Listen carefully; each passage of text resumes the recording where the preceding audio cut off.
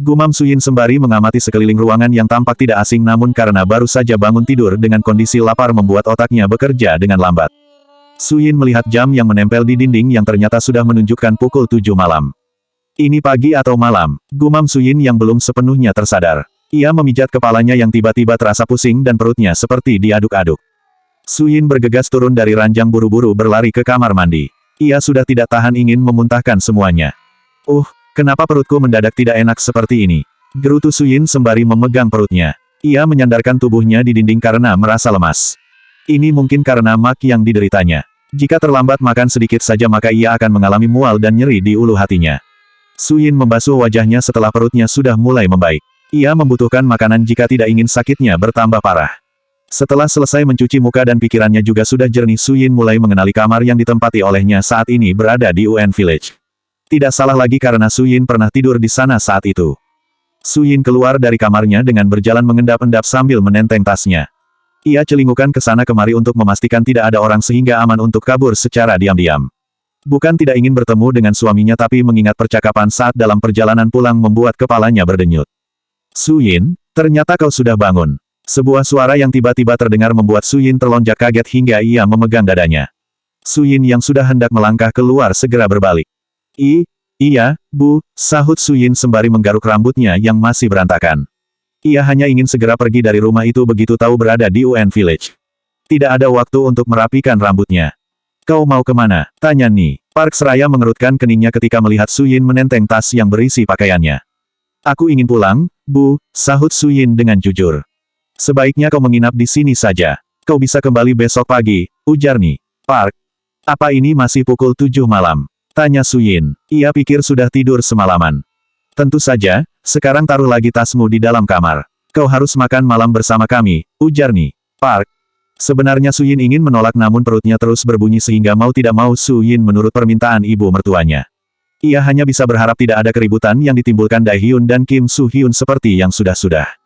Suyin kembali ke kamar untuk menaruh tasnya di ranjang dan merapikan rambutnya dengan menguncirnya menyerupai ekor kuda. Setelah selesai ia bergegas keluar dari kamar. Bab 140 adik untuk Jo Yeon-ho. Makan malam kali ini sangat damai dan nyaman. Tidak ada keributan yang ditimbulkan oleh kedua pria itu. Namun ada yang aneh dengan sikap Dae-hyun kali ini yang ekspresinya tetap menegang. Suyin hanya meliriknya sekilas karena ibu mertuanya selalu mengajaknya mengobrol. Suyin tidak memperhatikan ibu mertuanya yang berbicara sehingga obrolan mereka terkadang tidak nyambung. Meski begitu nih, Park hanya terkekeh geli ketika mendengar jawaban Suyin yang tidak sesuai dengan pertanyaan yang ia lontarkan.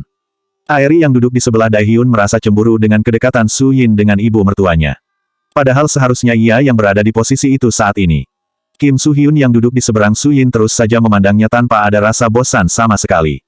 Ia senyum-senyum sendiri ketika sesekali tanpa sengaja bertemu pandangannya dengan pujaan hatinya. Park Ji-hun sedang tidak ada di rumah. Ia sedang mengadakan perjalanan ke Jepang beberapa hari. Awalnya nih, Park ingin ikut tapi karena mendengar kabar jika Dae-hyun masuk rumah sakit ia memilih pergi ke Busan saja. Suyin terus menyendokkan makanan ke dalam mulutnya. Ia duduk di samping Jo Yeon-ho sehingga sesekali ia menyuapkan makanan untuk anak itu. Sungguh tidak bisa dibayangkan jika sekarang dirinya sudah memiliki anak. Walaupun Jo Yeon-ho bukan anak kandungnya namun tetap saja ia bisa dibilang anaknya karena Jo Yeon-ho adalah darah daging dari suaminya. Dae-hyun sangat tidak berselera untuk makan sehingga ia hanya makan sedikit saja. Ia hanya mengamati Suyin yang tengah menyuapi putranya. Tidak disangka jika Suyin sudah banyak berubah meski sifat kekanakannya terkadang masih ada. Airi, apa kalian tidak ada niat untuk memberikan adik untuk Yeon-ho? Ujar Ni. Park membuka pembicaraan agar suasana menjadi lebih hidup. Ia sudah selesai makan. Semua orang yang berada di sana langsung memandang ke arah Ni. Park, terutama Dae-hyun yang memandangnya dengan tatapan tidak suka. Dae-hyun, kenapa kau nampak tidak suka seperti itu? Tanya Ni. Park, ia heran dengan hal ini jika anak sulungnya selalu saja menghindar jika ditanya mengenai memiliki anak lagi. Padahal sudah waktunya mereka memiliki adik untuk Jo Yeon-ho.